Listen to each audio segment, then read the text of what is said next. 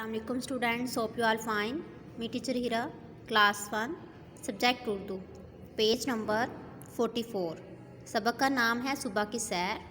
आपने इसकी अच्छे से रीडिंग करनी है और जो अहम अल्फाज हैं इमला, जैसे कि करीब, क्यारियों, खुशबू, ऑक्सीजन, आदत, आपने इसको अपनी रफ नोटबुक्स के ऊपर इसकी प्रैक्टिस करनी है, ठीक है। नेक्स्ट ओपन करेंगे आप पेज नंबर 45, ठीक है। पेज नंबर 45 पे देखिए, सवालात के मुख्तसर जवाब दें, ठीक है। दोनों दोस्त किस वक्त उठते हैं? सुबह सवेरे। वो सैर करने कहाँ जाते हैं? बाग में। बाग में किस तरह के दरख्त हैं? ऊंचे ऊंचे। बाग की हवा कैसी है? ठंडी ठंडी। सुबह की सैर का क्या फ़ायदा है? इंसान सेहतमंद रहता है।